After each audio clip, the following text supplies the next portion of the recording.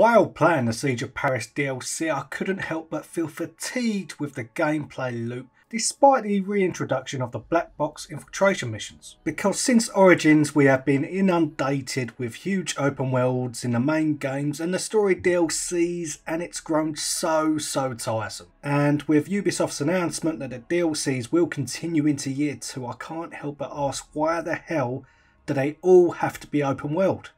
I mean, why not release a DLC that has a more focused linear storyline with chapters like an Uncharted game, for example?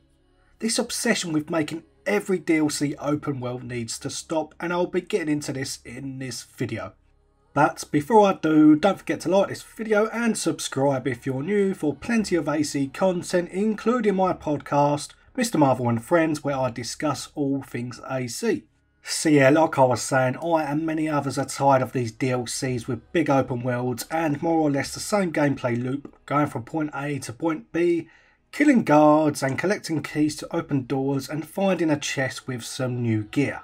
That is essentially what the DLCs are at this point, and like I said in my Siege of Paris review, the black box missions are a welcome addition, but I still got tired of the general gameplay, as I feel like I've been doing it for hundreds of hours already.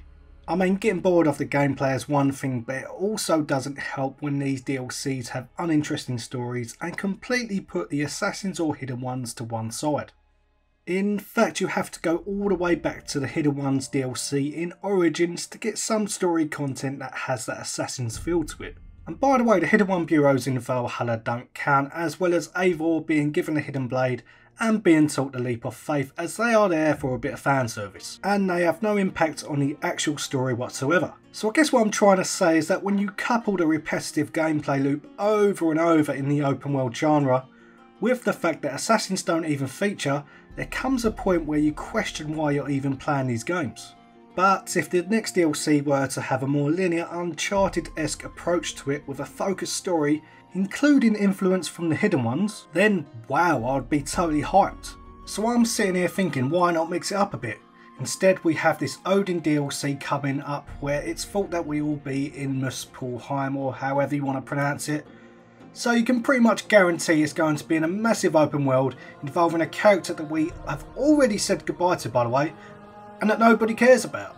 This is all laying down the foundations for Assassin's Creed Infinity, which is of course a live service Assassin's Creed game potentially coming out in a few years.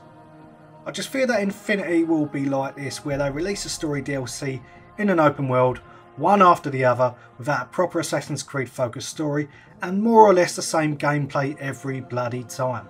I just want something different at this point, like in chapters where I can replay missions. And that's another thing, why didn't they include an option where you could replay the black box infiltration missions in the Siege of Paris?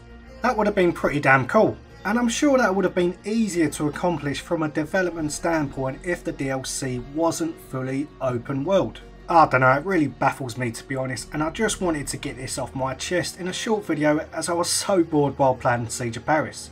So yeah, let me know in the comments what you think about this, as a lot of people still do like this sort of formula, going from one open world to the other, from Norway, England, Ireland to France to Helheim or whatever is going to come next. You know, a lot of people like it, but for me it's the same thing over and over, and I just want a different sort of format. If they're going to continue into year 2, the format's got to change for me. But yeah, let me know.